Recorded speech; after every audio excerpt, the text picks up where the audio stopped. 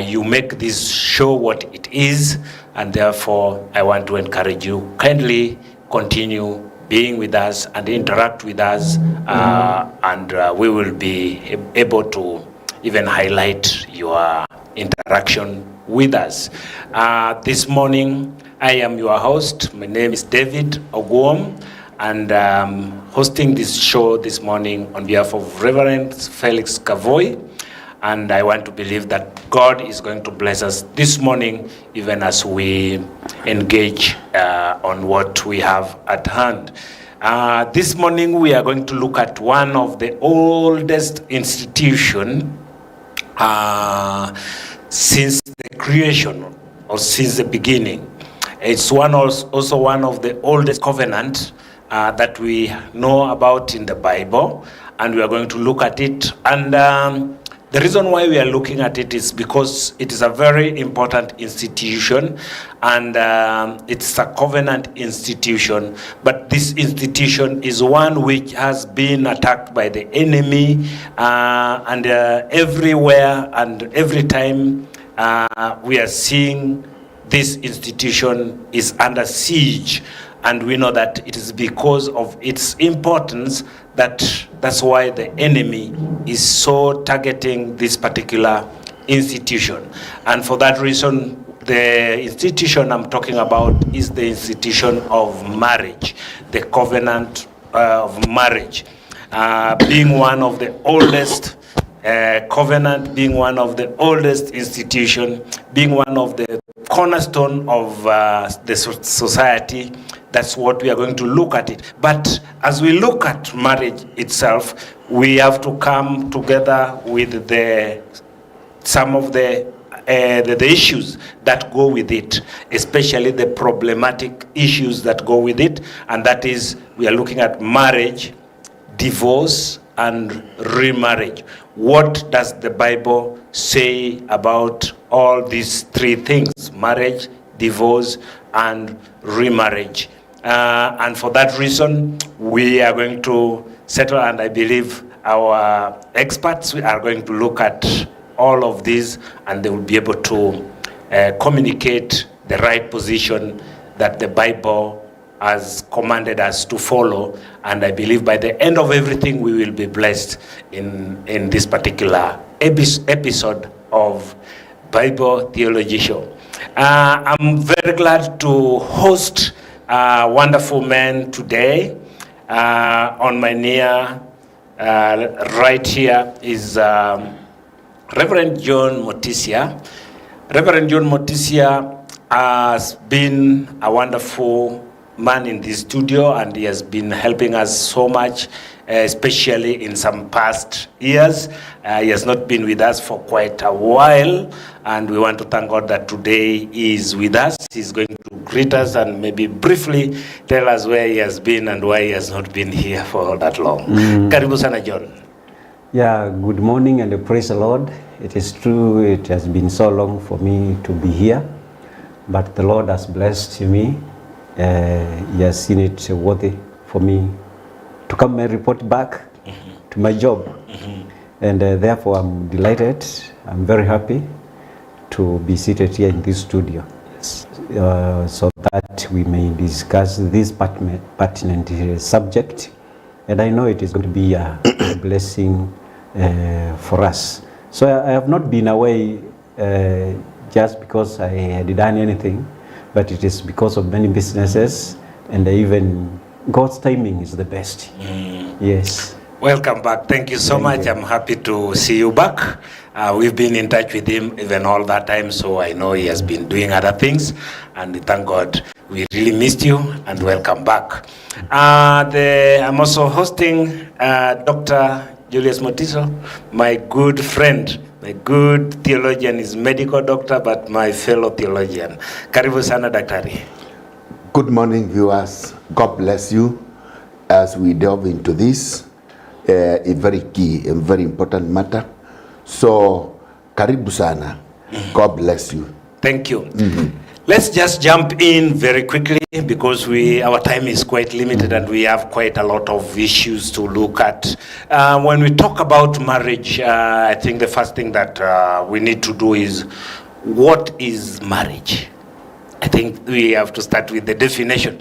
What is marriage? And I would want to ask actually Daktari to maybe give us a definition of what marriage is. Simply put, because always matters definition, what is marriage?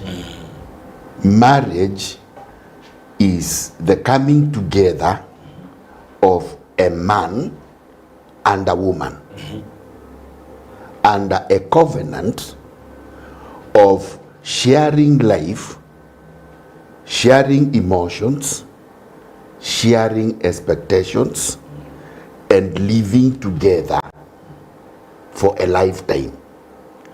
Marriage is, simply put, the coming together of a man and a woman in a matrimonial existence. This matrimonial existence gives rise to the functional unit of a society called the family. And therefore, marriage cannot be anything else apart from that union of a man and a woman. We have seen some other types of coming together of a man and a man, a woman and a woman. We must clarify here without blinking that when it comes to a man marrying a man, it is socially not expected, not acceptable, and it is completely disordered, socially speaking and divinely speaking, because that is not the purpose and the program and the intent of the initiator of the marriage as an institution. Yes, sir. Thank you so much.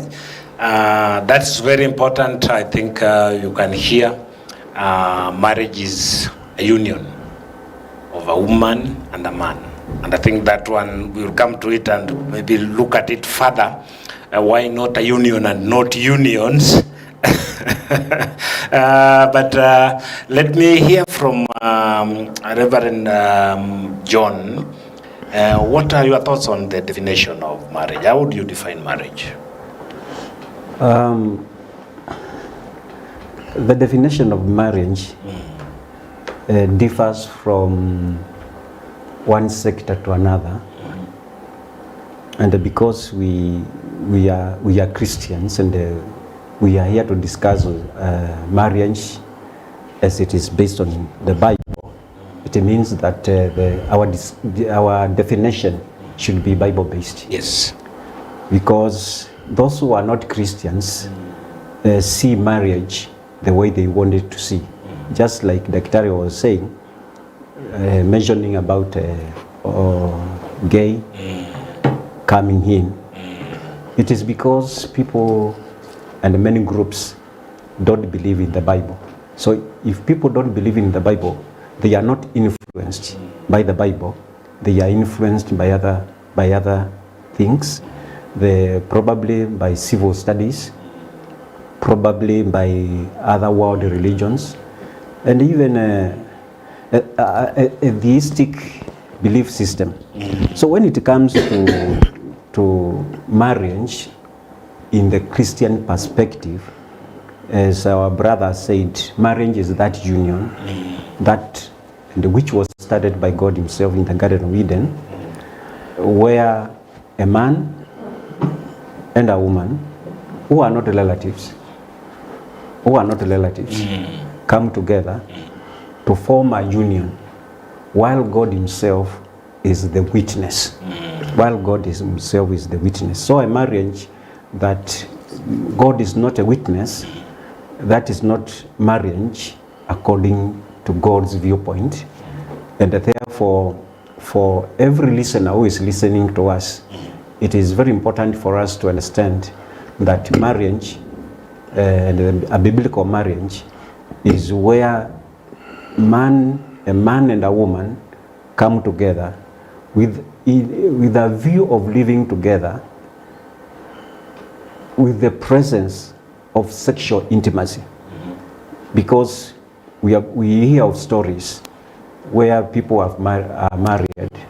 They have come together. They have come together, and there is no sexual intimacy. So if marriage is devoid of sexual intimacy, that is not marriage. It is another union. Yes. Okay. Thank you so much. That's very interesting. And I think there is a statement that you've made. I don't know. I want just to follow it up. How does God view the marriage which is outside? The coming together of a man and a woman, which is outside Christianity? That's a difficult discussion to be on national TV. Because many people will not be happy with me if I speak explicitly what the Bible says and what the Bible shows. In fact, for us to define marriage, we must look at Genesis chapter 1 and 2 separate from chapter 3. If you look at marriage, chapter 1, chapter 2 and 3 from Genesis, as if they are one unit, then we fail the test. So marriage, in the first place, in chapter 1 and chapter 2, as God said it was a holy institution which God was fully involved. But immediately man sinned in chapter 3. Everything, not only marriage, everything, even the universe, even the environment, everything, even the mind of man was corrupted. Therefore, the way to go about marriage also changed, and therefore the many people who don't espouse God in their lives as their savior, then when they go for marriage, their view is not the view of God in marriage, and therefore this is a big question now. Then when they are living as married, what kind of marriage is there? Is that it is a union that is not approved by God. Okay. Doctor, what do you think about that?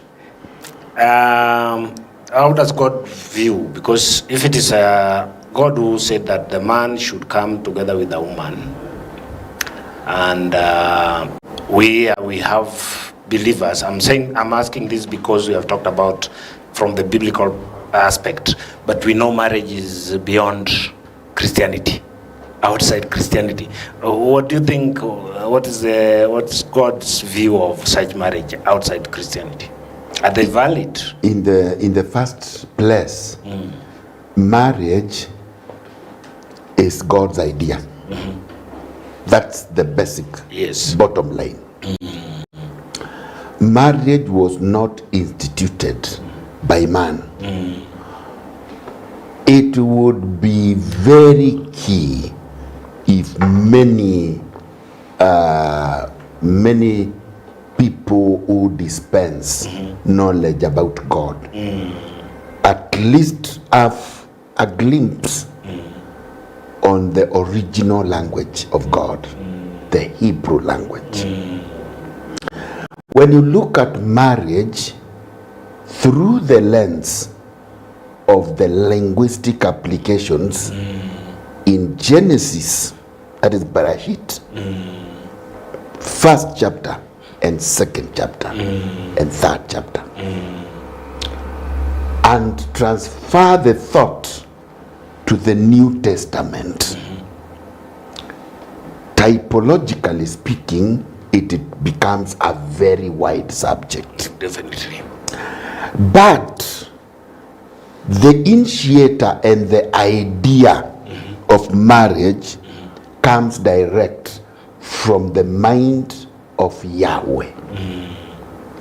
And having seen that, we understand one thing. In the beginning, as God was creating man, Yes. there are several linguistic words which are layers. So you peel one layer, you come to another layer, onward and onward like that. And through all these layers in this language, you understand that for real, the word marriage is an institution of covenant from a covenant-minded God who was in the beginning, and there was no one else before the beginning began. Therefore, marriage, according to God's view, in the first place, is between man and the woman. Even according to the wordings. Yes. When you apply these two words, man, that is Adam in the Hebrew language, Adam, meaning mankind, included in the same word, male and female. Adam. Same word, Adam. Yes. Break that word into bits. You even the writings, Adam, that is Aleph, Dalet, and Mem. 3 letters. Adam. For those who are acquainted with the Hebrew language. The Hebrew language. So the Adam word is borrowed again from the word Adama, meaning red or soil. Adama is also transliteration of another word, dam, right? Meaning blood. So man, Adam, brought from Adama, soil, with an ideological backing of the word dam, blood. When you come to chapter 2, the linguistics change, and he created man in his own image, Telem Elohim, image of God. So the word man in chapter 1, Adam, is actually transliterated in the second chapter to Ish. Ish, man, single individualistic idea of the created man, Ish.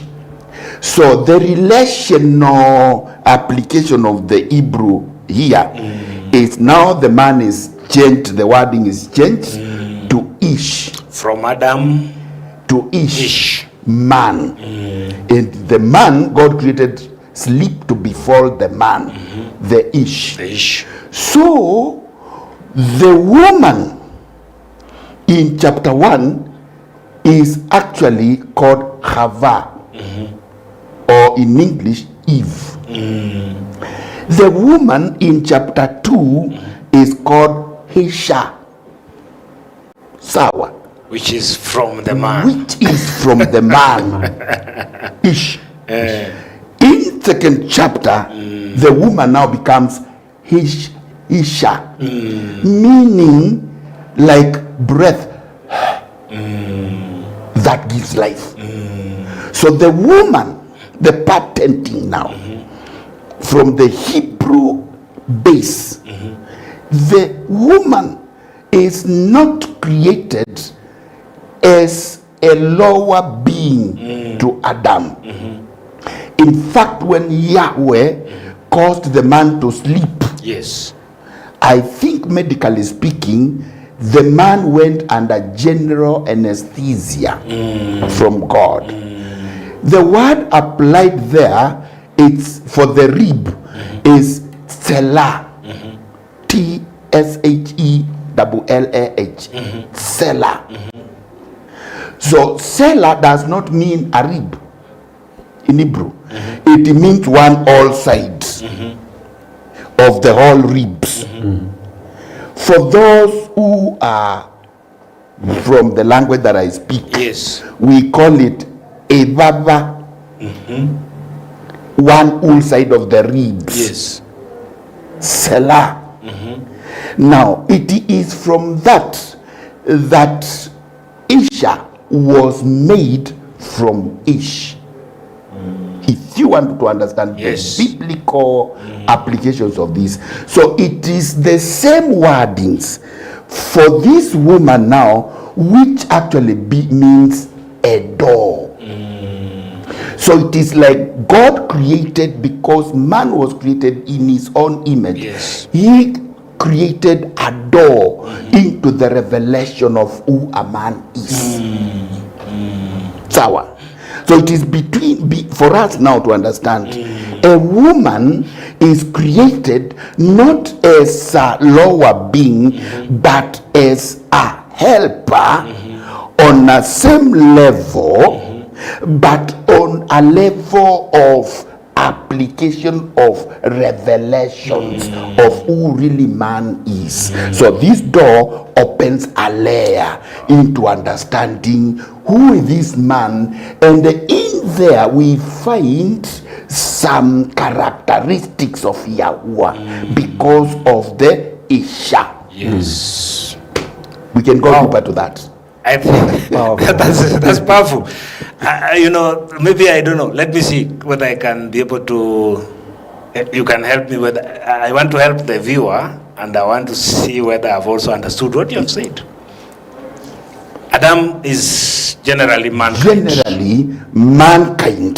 That is both Male and female. male And and he female. created them. He created them, Yes. both male and female. That is Genesis chapter One. 1, verse When you 26. come to 2, it becomes covenantal relational application. Yes. And the wordings kind of change from Adam into Ish. Now, Individual specific person. individuals, which is Yes. Ish, which is now the male Male man. and female. And then the female is the Isha, Isha. meaning from the man, Yes, and is the from Salem. the side of the man. The whole side. The whole side of the man. Yes. And the woman here Yes. is a revelation Yes. of the male, the Yes, Ish. that is the sexual introduction now of the wording, the sexual relational now sets in chapter 2. You know, you've blown my mind, and I think that explanation is so. I don't know what you think, because as you put your thoughts together, let me just throw this so you put them together with what you wanted to say. Are you seeing the intricacy of marriage in God's mind, and how marriage is, or what it means in God's mind? Yeah, we are able to Whereby say, you start with male and female being one. And then God is now making specifics out of the one. Yes. And still having them to live together. Yes. Just come in. what he is just saying, because for the common purpose of the viewer to understand, because that is deep. What he is saying is very deep. Very deep. Very, very, very deep. But what he is basically saying is that in chapter 1, the translators, the translators of our English and our native Bibles bring one gender, man as a gender. And they miss a lot. Yes. As one gender in chapter 1. Then in chapter 2, now the third one gender is like, it is being now amplified to become man And a woman. and a woman. Now the two genders are coming. Yes. And you know, when I was reading chapter 1, verse 26, 27, when God was talking about let us create man in our own image. Yes. when the Bible says in our own image, we always conclude that is the Trinity. So man there is also plural. Is also plural. But he is seeing in chapter 1 as in singular. In singular. But now when it goes to chapter 2, now the word is more amplified. Instead of being general, now God is being specific. He is talking about now man. He is talking now about the woman. The woman, yeah. So if he is talking about man and the woman, and on the other side there is the Trinity, there is God the Father, God the Son, and God the Holy Spirit. That union is also exemplified in the union of man and the woman. So the idea of God is a union. In his mind is a union and a relationship, a covenant, which is derived from himself. And therefore many people and many Christians in this case, we don't understand that it is God who came up with the idea of marriage. Wow. If humanity can understand that the God of the Bible is the one who came up with the idea of marriage, then I think we are going to liberate marriage. And the many problems we have today will never find their place in a Christian home. I think this is very important, because once we know the originator of something and what he had in mind, the design of it, I think it's very important. That brings me to the question, how does this definition that we have given here, which is covenantal marriage, differ from the modern legal contract of marriage? How do we help people, especially the Christians, to understand? Because people would look at all marriages as just the same. Now, here I'm talking about somebody who is taking marriage as we have seen in that definition, and today we are seeing the marriages being like just any legal contract. How would we advise a Christian to have his view right between the covenantal marriage and the legal marriages that we have from the Sharia house and wherever? I have not studied law, the Kenyan law, the secular law. You are not a lawyer. I'm not a lawyer, but as a minister of the gospel, I have to peruse through the Marriage Act, the Marriage Act in Kenya. The Marriage Act can be very confusing to Kenyans, because we have the Islamic marriage, the Hindu. We have the Hindu marriage. We have it is no longer African Christian, but we have now the Christian marriage. Then we have the traditional way. Then if we have all those covenantal marriages, then it means there must be a marriage institution among those four, which God looks at it with a better view. And in this case, because of those who are listening to us, and because we are Christians, we will lean more on the Christian marriage. These others, you have a leeway to distort marriage, the way God put it. But the Christian marriage is well knit. It is not a contract. A contract can begin, a contract can end. I happen to be close to some lawyers, and when they are talking about contracts, they draft the contract and they give it to you, so that you may see what you want if it is well outlined in that contract.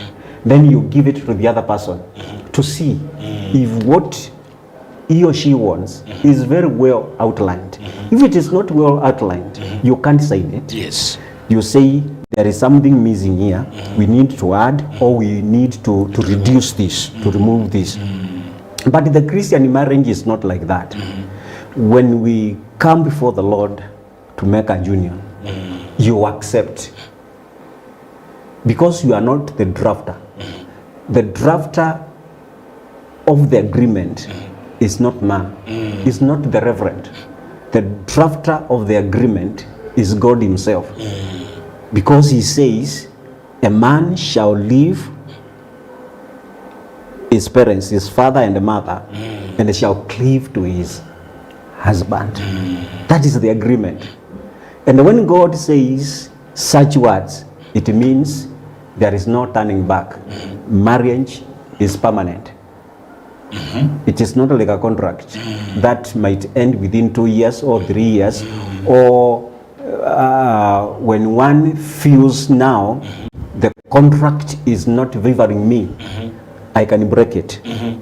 Marriage is not like that. Marriage is a divinely intended union where man and a wife, when a man and a wife decide to come together, they need to know in their minds that this is a permanent institution. What do you think, Dr. Does the church do justice to those people who are getting married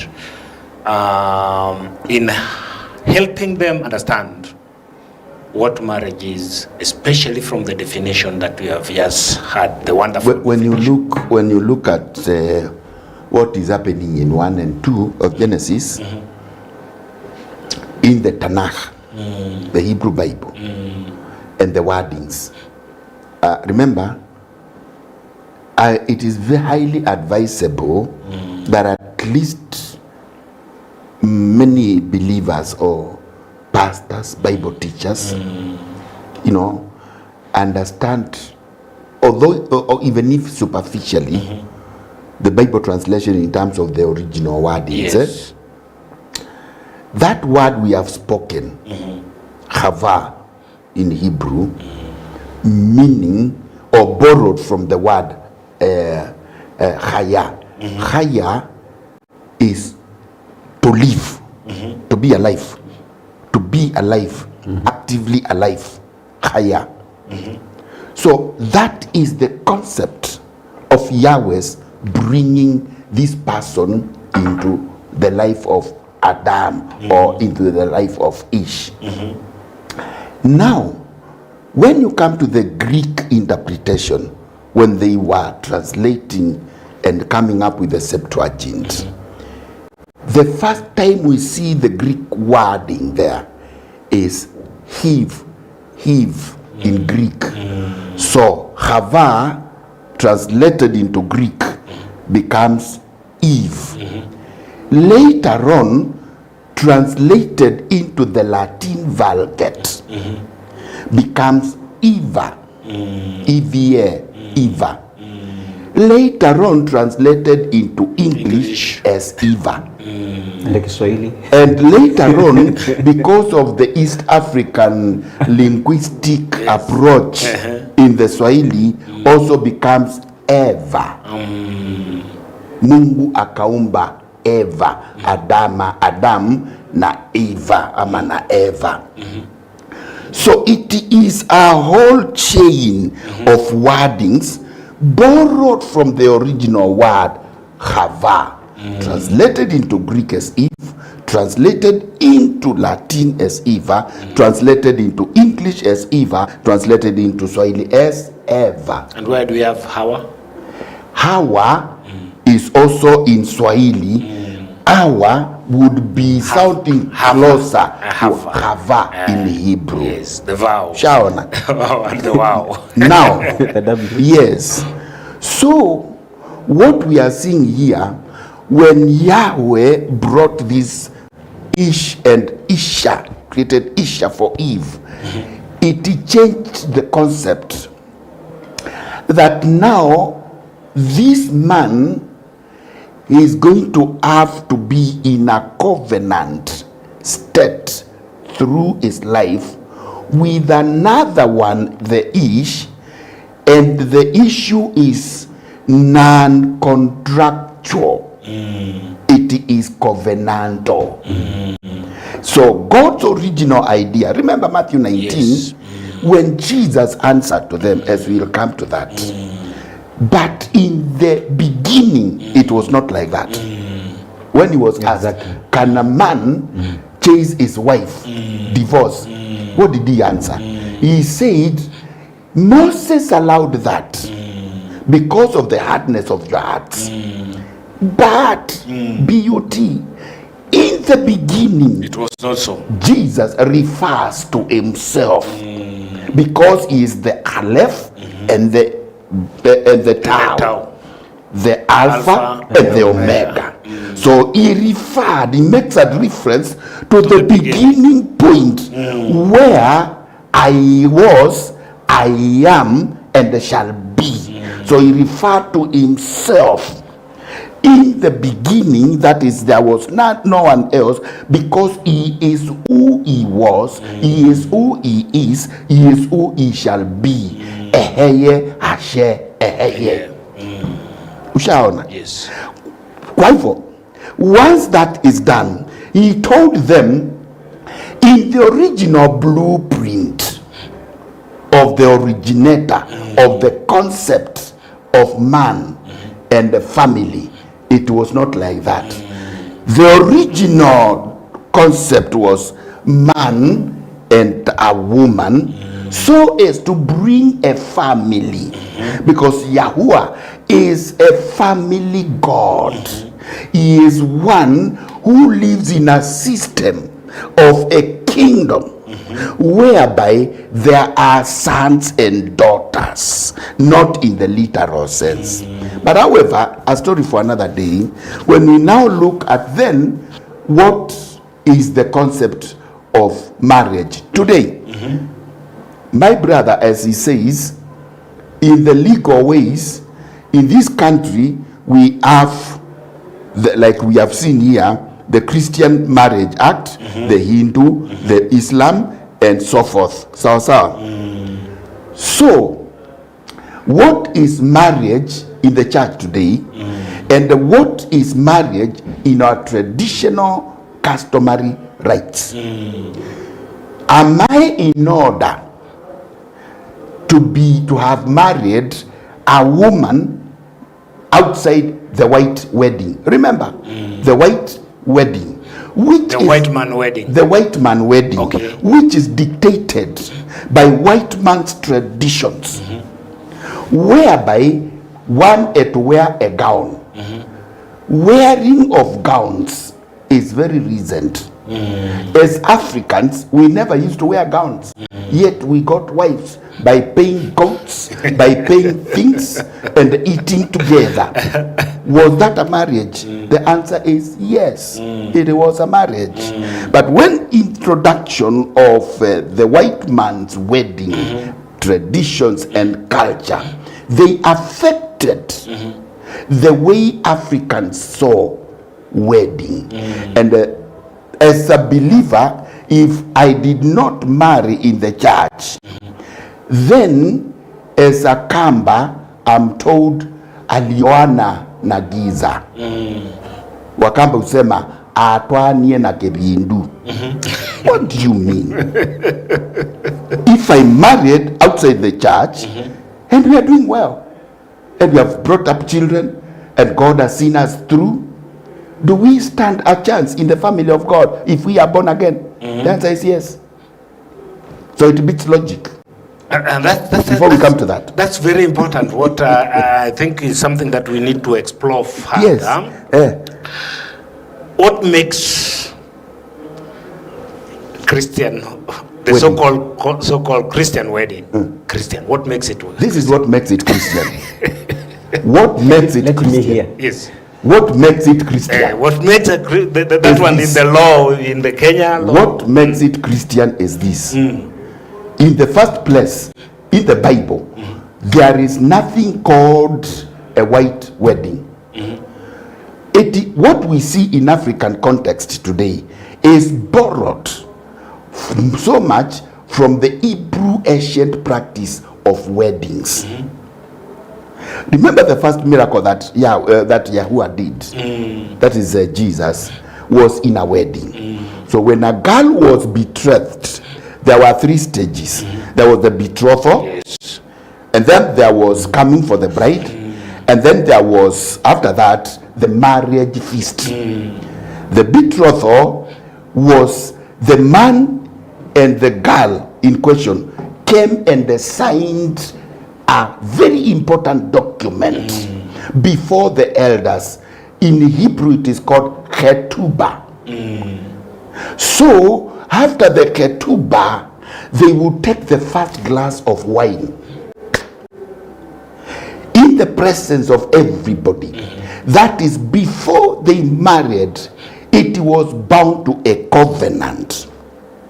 That covenant, the ketubah, was signed after the young man, because you see, the marriage first, Yes. for the Hebrews, started with the father. It is the father who made up his mind, this young man needs a woman. So he would release the young man to go and look for a wife. Look at Genesis chapter 24. So when they found a girl, they would come and they pay. The young man would go and they pay mohar. Mohar is the price for the bride, and it was supposed to be paid in cash. It was never in installments. So it is within that one now. It was brought, once they have done, the girl was separated from the others for 1 year. After the ketubah had been said, and then they took the glass of wine together. He took a sip. Yes. With his hand here, gave the bride a sip of wine. And he was never in his life going to take another sip of wine of ketubah. This wine is called I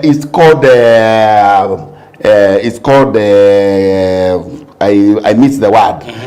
Now, once he did that, remember Jesus saying, I will never take this glass again in this life. He is referring to that glass of concept, because he is marrying the church. Yes. So it is a covenant. And therefore, once the covenant was sealed before people, the young man went back to the father, and the father decided to build a corner house somewhere in the compound. That house was supposed to be one single room, and then after that, after 1 year, they would go for the girl and bring the girl home. And when bringing the girl home, they first, because once the girl was separated, she was put on a buibui, kama ile wa Islam, and then given to the elder woman of that house, the grandmother. The grandmother would train the girl how to handle a man and how to make a home for 1 year. After that, one time, the young man would come for the bride, and then when he comes for the bride, he had to come at night and blow a trumpet before coming to the home. Once they have come to the home, the girl was snatched and taken to the boy outside the home. So they went to the homestead of the father, and they stayed there for 1 week, 7 days. So these 7 days is when the marriage was consummated. Okay? Now, when this marriage was consummated sexually, then the best friend of the woman, of the girl, of the young man, would come and listen through the window, and the man inside would pass a message through the window, my joy is complete, in Hebrew. Look at John chapter 3 and verse 38. He's referring to that tradition. Okay, so it is because of that the friend waiting outside takes the message to the father, and he said, now the girl is a virgin, so can we make for a celebration? Then he sets a celebration in 7 days and calls everybody now in the village. That was the process. Come to our African concepts. Did the woman, what did Jesus say, or rather what was the arrangement according to Paul in theology? Kitanda cha ndoa kisifanywe nini? Kisitiwe unajisi. Najisi. Be sexually holy. No premarital sex. When it comes to marriage, get your wife, girl. Go to your pastor. Yes. Go to your father because you don't have money. Okay? Young man, you don't, and you want to marry, you don't have to stay without a woman because you don't have money. If you come to your pastor, I found a woman. This is a woman. Introduce the woman to the pastor. Introduce the girl to your parents. Go to their home. Pay the dowry. There's an issue whereby a new teaching that people are against dowry payment. You must pay for dowry. If Jesus paid for the church in terms of the mohar by his blood, that was the payment to get this woman called the church. We must pay the dowry, but avoid those binding wordings like pouring of blood and pouring of things. So now, once that is done, you come, you have never touched this girl, and you are living according to the standards of the biblical way, and you don't have a gown. Come after after Sunday service, pastor, come with a ring and come with a certificate, and the people who want to give these two young people together, let them give them whatever they want. Let's have a special giving for them. Let them walk out, board a matatu, and go home. Is that a Christian wedding? Not go to. If they want, they need to Not a marry. must to go to Kilifi or to. What for? Okay. Those are secondary, but the issue is that a holy wedding? Pastors, is that a holy wedding? Because this young man has lived holy, these two people have lived holy, this man has gone to the father's place, this man has involved his pastor, this man came with his parents, he has never touched this girl, it is only that he doesn't have money, and on Sunday morning after service, they have stood together and they have been given the certificate in front of us, and they walked home as man and the wife. Is that a holy wedding? That would be the ideal modern marriage ceremony. Christian. Yeah. I want us to make it clear. But still the problem lies here. What about guys who are out there? They are marrying their own way. A man and a woman comes together and they start living. They don't come to church. Is that still marriage according to God? I would be hungry with God if in his eyes you would still say that is still marriage. This person, Daktari, this person is not born again. This lady is not born again. They come together, they make a union. There's no witness. No one there. Even the parents don't know what these guys are doing. They are here in Nairobi or Kisumu or Malava. The parents are in Mombasa. And then they make a union. Then another guy is here as the way you have demonstrated. He has pursued the matter through holiness, abstinence, guided by the scriptures.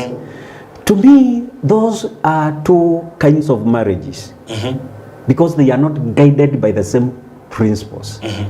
The one you have described is guided by scripture, and they are not following the Semitic cultures, the Hebrew and even the Eastern world. I want to maybe I want to ask something. I don't know whether it will fit with what you want to say. Is marriage a creational order? Creational order. Is it one of the things that God created which covers all humanity? For example, we have work as a creational order. You have to work whether you are a Christian or not. The other creational order, which is universal, I was wondering whether marriage would fall into that marriage is for all humanity. And now all humanity are divided now into the faith, the Christians and the non-Christians. Now, how do we place that order? Is it those people who are married? And you know why I'm asking this? There are people who are married outside the church, and they are even enjoying life better than those who are married in the church. Their marriages are at peace more than those who are in the issue is here. One, this, like in our country, there are 3 areas. There's the Christian Divorce and Marriage Act on its own, which stipulates that the marriage must be in a church precincts. It must be overseen by a registered official, that is the pastor, the licensed one, yeah, the clergy, okay, and then witnessed by several people, okay. There's another format whereby it is a civil marriage, whereby you go before a magistrate or an official, and then in our place it is called Waliwana kwa DC. You just walk in and get, but however still, you still must understand that there must also be witnesses who will agree that both ends of the families are in agreement. We have agreed, because you see, coming together of a man and a woman is not only for them, it is a functional unit of the society. Exactly. So it will involve other people, it will involve other witnesses. That is even in the deceased place, yes, you will find that there's got to be some witnesses, there's got to be a registered official, there's got to be the 2 people are going to marry. And then now from there, they will be sworn in before the magistrate. Yes. Then we come to the other side of our brothers, the Muslim. Okay. Yes. They go before their council. They have their people, and then who will bring them together. Now, as for us, you realize that is still a recognized marriage, because marriage is not a wedding. A wedding is a single, a day's affair, a few minutes. But the marriage is lifelong, not contract, but lifelong, it's a lifelong commitment. Exactly. So, both are valid marriages. But however, when a young man decides to marry, and goes and takes a come we stay, a come we stay is not recognizable in the family, because nobody knows what happened. We just hear the young man got married, and nobody has ever seen. That is not very wise for a young person. And that is why now, before the eyes of God, and according to Pauline theology, these 2 people are not real. Yes, they are living together. But did you know, also God wants to be involved in our lives, in our daily affairs. So if they have no space for God, yes, it is a marriage, but it is a marriage that has left a very key fundamental area of God's intervention or involvement in their affairs. And funny enough, still God allows that to continue, because he has put an order of choice in man. So because of that, he respects that, because he's bound by his word. All right. So both ways it is a marriage, but one has left out God. And funny enough, they still continue and do well. Okay, by God's permissive will. It all boils down again to That's God's permissive will. It's just like riches, riches, wealth. Yes. As he was saying concerning work, all of us work. And even sometimes as believers we work and we don't produce a lot of fruit more than even those non-believers who are born again. So I think then he has come out at the end of his discussion, because I was careful. That's why I took my Bible. Because the Bible says, he talked about Pauline theology. What about Malachian theology? He hates divorce. Malachian theology, even not that one. I don't want that one, verse 16. I want verse 15. Has not the Lord made them one? In flesh and the spirit they are his. And why one? Because he was seeking godly offspring. phrase, because he was seeking godly offspring, differentiates between the covenantal relationship that is with God and another covenant another relationship which is not tied to God. The one which is not tied to God, they will not be producing godly offspring. Because that was the idea when God said, go and multiply. In the society out there, even in the church today, many people think it is physical. But when this verse was written by Malachi, it changed the whole idea of physical. It became a spiritual issue. So those who are not spiritual, rightly spiritual, the non-believers, cannot produce godly offspring. Yes, they will marry, and as Dr. has said, that is just permissive will. But the perfect will is come to a union, reproduce, and not just reproduce godly offspring. Because when God is in heaven, he is looking at the believers, his own people, that they populate the entire world. What does that phrase godly offspring mean? What would it mean to somebody who is hearing us here? Because we have seen, I believe we have seen Christians who are truly Christians but have children who are ungodly. Still in the same verse, verse 15, still in the same one, the same verse, verse 15, did not God make them one? Yes. Now we are talking about these two Christians who are faithful. These two Christians who are faithful. Yes, and they are one. They are one. But their children are not, can make decisions just like their father and their mother did. So what is this that the godly generation? The godly generation can be also physical. We can talk of dual. They are physical, but the physical are also obedient to the law of God, to the promptings of God. Yes. Okay. But you know, another young man in our church asked me, why is it the children for godly people, pastors, are very arrogant, are very rebellious? And I told him, children are children. They have been given the free will, just like another children from another mother, from another father, and they can choose what they want to follow. Maybe Dr. Okay. Maybe you can supplement what he's saying. I don't know what you want to add on that. Do we have non-Christians who have good children?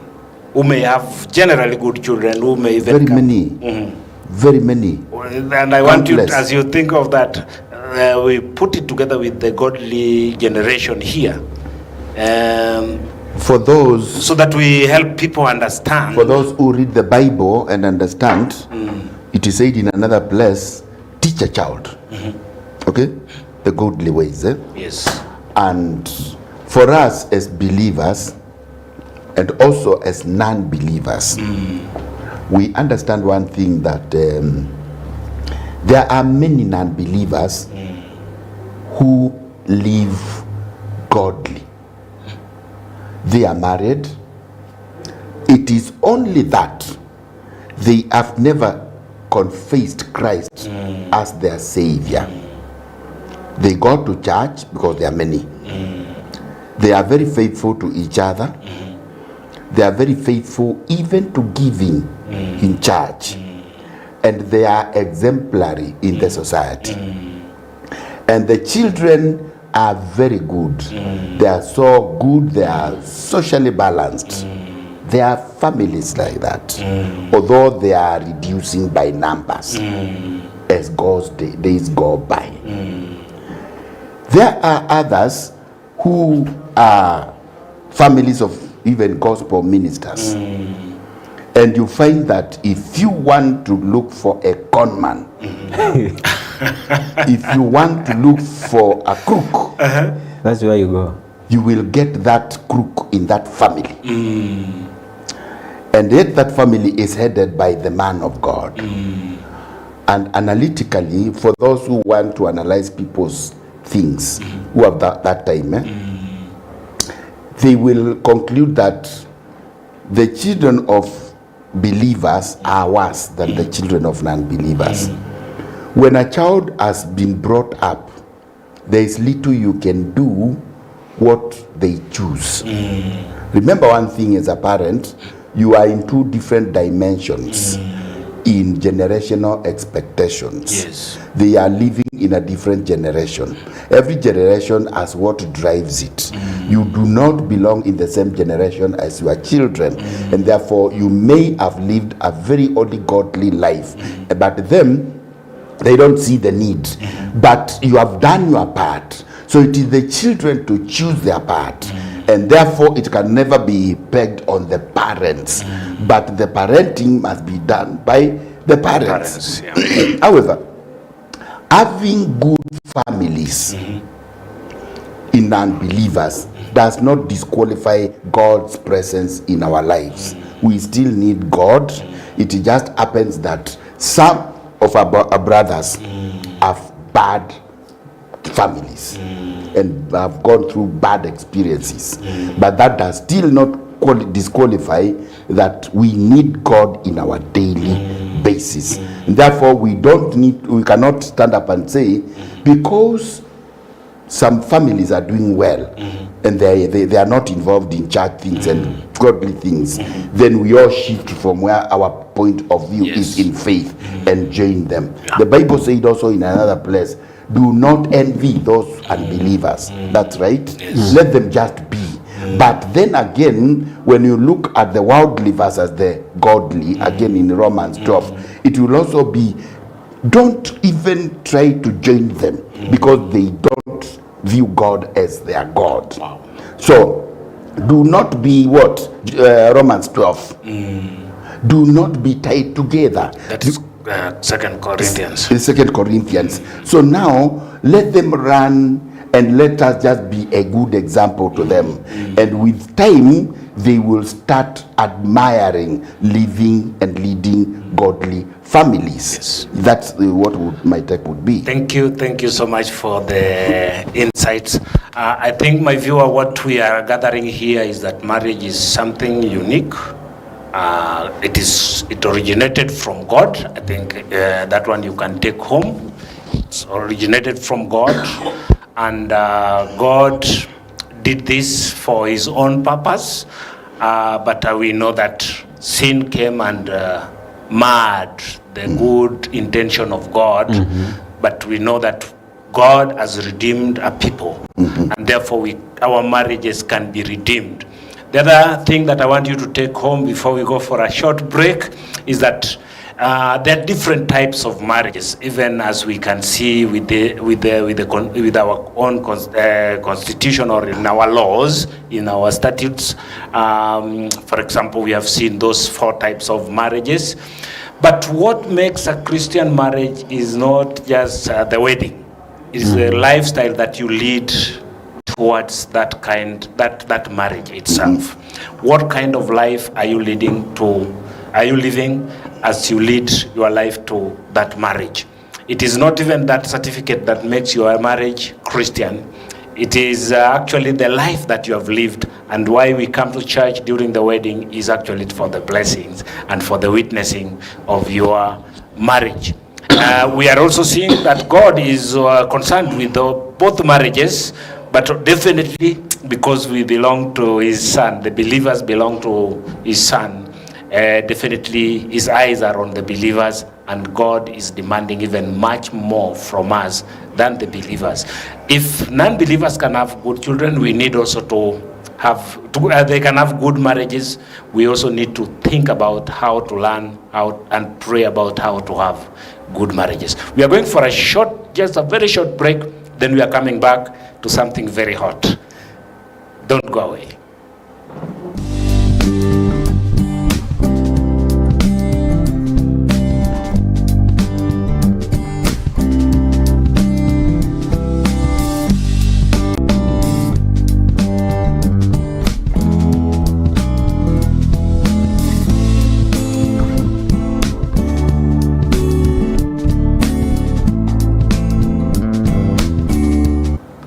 Welcome back. Welcome back. We have something hot now.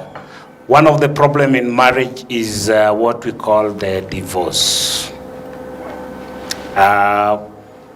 And Jesus was confronted with this question by his disciples, and they wanted to know how to handle the issue of divorce.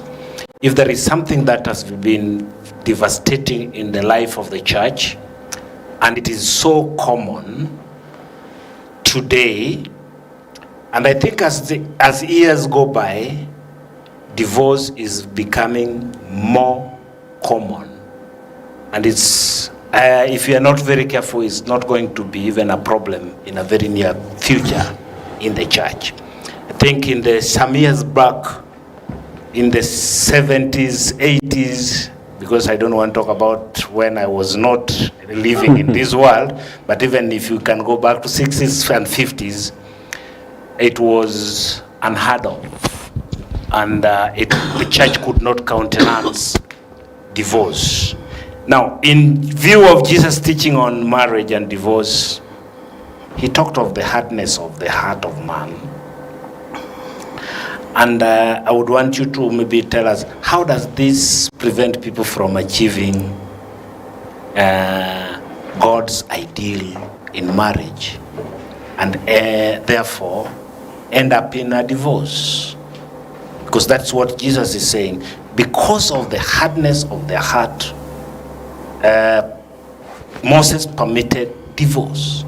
But divorce was not in the original intention of God.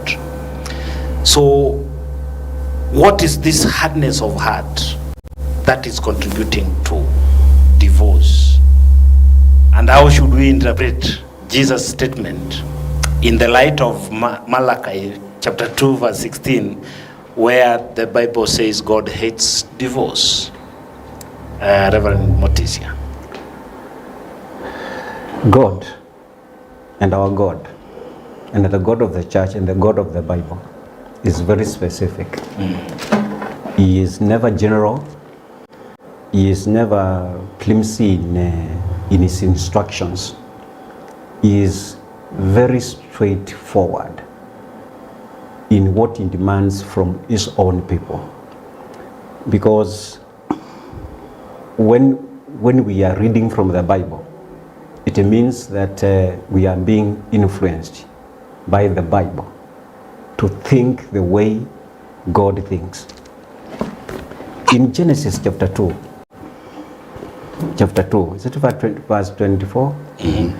He talks about the same verse. Mm-hmm. A man shall leave his parents, mm-hmm. his father and mother, mm-hmm. and shall join his wife, cleave together. Mm-hmm. That union to God is very important. Mm-hmm. And for those who have been called by him, that they are his believers, mm-hmm. are bound by that before chapter 3. But when sin came in, just the way it is in the book of Ecclesiastes, mm-hmm. chapter 7 verse 29, that God created man perfect. But after that, man started looking for inventions. In chapter 1 and chapter 2, and especially chapter 2, man was perfect. Mm-hmm. He had no invention of his own into any sphere of life. Mm-hmm. But when we are talking about man, we are not just talking about man. We are talking about the husband and the wife. Mm. Immediately, the husband and the wife in chapter 3, their minds changed. The way they started viewing things different, not the way they were seeing things in chapter 2. Mm. So their perception, their perspective towards the world, towards life, towards spiritual life, totally changed. And therefore, because we are discussing concerning marriage, now when it comes to concerning marriage, it means that when they sinned, when they hate, when they disobeyed something happened in their mind. Their value system concerning marriage changed. God totally changed. That is why we are able to see they are blaming one another. They are blaming one another. What has happened? Why are you not in the garden? It is the wife you gave me. And to show the same thing happened, the value system also was broken in the life of Eva. What happened, Eva? The snake. That kind of excuse cannot come out of a moral mind, moral right mind. It comes from a broken moral mind. And therefore, when Jesus says, because Moses didn't say that, Moses allowed divorce because of the hardness of your hearts. It means that the sinful nature in us, which is controlling us, it is the one that makes us think the way we think in marriage. Imagine some 1.5 months ago, I was talking to a couple. And this brother was not in good terms with the wife. They were not understanding one another. And the man was taking a hard stand as far as marriage is concerned. Then when I showed him the scriptures, what the scriptures say, this is what he told me. I have realized, Pastor, you are just like the other pastors. You don't want to support me. You don't want to support me. Because in his way of thinking is that man is man, the husband is husband, and he must follow the cultural ideals. In the family, the man is the head, the other person should be keeping quiet. And when he says, let us go and buy Weetabix, everybody should accept. But I rejected, and I said, no, you have to sit down and agree whether to buy Weetabix or not to buy Weetabix. That kind of thinking comes from the sinful nature that is entrenched in us. We don't want to follow what God is saying. According to Pauline theology, that is carnality, fleshy. We want to do what we want to do, even if we don't please the Lord. So the hardness of the heart, in another way, is sinfulness. We want to live in a sinful way, and we want to please our desires, not the desires of the Lord, as it is expressed. So in summary, you are saying sin is the one leading people to divorce. Sin is the one which is leading people to divorce. It is sin which is leading people to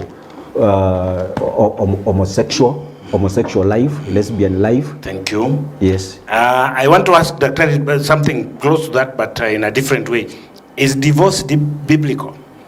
And are there, if it is biblical, if the Bible, what I mean by is it biblical, does the Bible approve divorce for married couple?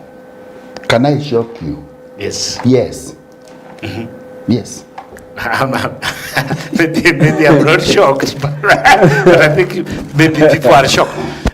Okay, Dr. Listen, when Jesus was asked this question by the Pharisees in Matthew chapter 19, yes, listen to what he tells them. He tells them in Matthew chapter 19, and probably where we read verse 8, just read it for us, please. Matthew chapter 19 and verse 8. Matthew 19 and verse 8. Remember, this is a time. And mind, our time is so much Yes, gone. yeah, sure. Matthew 8. So, 19. Matthew 19:8. Yes. Jesus replied, Yes. Moses permitted you to divorce your wives because you are your hearts were hard. Yes. But it was not this way from the beginning. Sawa. It was not this way from the beginning. Moses allowed this. Where did Moses allow? In the law of Yahweh, in the book of Deuteronomy, chapter 24 and verse 1.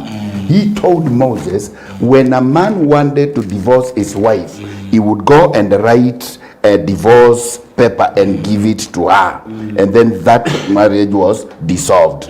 But then that was not the program and the purpose of marriage in God from the beginning. Carry that idea very quickly and listen to what he has said. It was because of the hardness of the heart. What is hardness of the heart? The hardness of the heart, as applied in the Greek language, there is sclerocardia. Sclerocardia. Sclero in Greek means hard. Like we find some blood vessels are becoming very hard. Sclerosis. Okay? So the sclerosis, hardness of the blood vessels. When the heart becomes hard in the literal term, in the Greek concept, it is sclerocardia. Now, when you bring that one into the theological concept, what is the heart of man? It is God's will. So hardness of the heart means going against the will of God. And number two, it means unresponsive heart or actions. And therefore, because of being insensitive to God, then he allowed that to happen to you. When Jesus was confronted with this, he said this: if a man will leave his wife, except, mark the word there, for the sin of sexual immorality, that one is a leeway. Except for the sin of immorality, there should not be any divorce. But any window, only window, is if either of the two is found in sexual immorality, then the gentleman is allowed to dissolve the marriage. Speaking from the same words of Jesus Christ. But for us, we will try still to bring them back together. But he said that is the only time that a man is allowed to divorce his wife, because again Yahweh hates divorce, and therefore now that is the only option. Otherwise, for the rest, we have to stick on. But the question now begs, how about in a situation whereby a man has threatened his wife with a panga 4 times, and he has said, I will kill you before December. Ukiona December mmoja wetu katikati ya mgumi na wewe, hii December haoni. What do you advise as a pastor? Saying the exception is becoming okay. There is an addition to the list. There might be more addition. Remember, one thing is this. That is the only one which is given. But socially, when it comes to our situation today, and that is why we were saying this subject is very emotive. We may need to have another sitting. Definitely. Now, look, what are you going to advise? Because remember, it is not everything that Yahweh permits that is good and according to his purpose. Many times we have gone astray, yet he allows us to be. Because we have, his work is, he has his own purpose, and sometimes you find things that he allows to happen are not according to his original plan. But basically speaking, the only thing also we are seeing in Paul in Corinthians chapter 7 is that the only thing that a divorce can be permitted to take place is in the sexual immorality. So that is why I said yes, the Bible supports it to some extent. Yes. Okay. I know this is is quite wide, and it is not something to rush to. Yeah, we can't be able to finish everything. We can't even get to remarriage, whether remarriage is accepted. We are still even scratching on the matters of divorce. Because the next question would be, when these people came to Jesus, there were 2 actually schools of thoughts about divorce. The Shammai and This other guy, what was his name? Hillel. Yes. Actually, his view is Shammai. Yeah, I've heard it. He's a Shammai guy, and I think we will be and coming. we also touched on Hillel because of the wife beating today. Yeah, we will be coming back to Hillel, and these were two commentators or people who are senior theologians who are shaping the thinking of the people. And I think we will come back and we'll look at what was Shammai saying, what was Hillel saying. Yeah, that's right. And then we look at what was Jesus' answer, and then we come to a conclusion and say, this is what is right, or this is what the Bible is saying. We will look at what Jesus is saying as recorded by Matthew, and as recorded by Luke, and as recorded by Mark. And you will see even some omissions of words here in different in the synoptic gospel. And then we'll come and look at Paul's view on that, and the Malachian, whatever from the Malachi. And then we summarize all together, and then we can say this is our position, or this is what we are conveying to our viewers as regards the view on divorce. But I want to believe today you have been blessed so far. Make sure that in our next episode you are there, so that we can be able to understand that. That will lay the ground for the remarriage. Whether remarriage is biblical, whether it's accepted or not. But we have to lay something very firm on, really biblically firm on divorce. And I think that will be quite in order.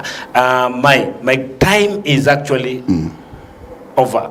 Our time is gone, and we can't go beyond here. I feel like I don't know what happened, because it has moved so fast that we have not, we feel like we have done nothing.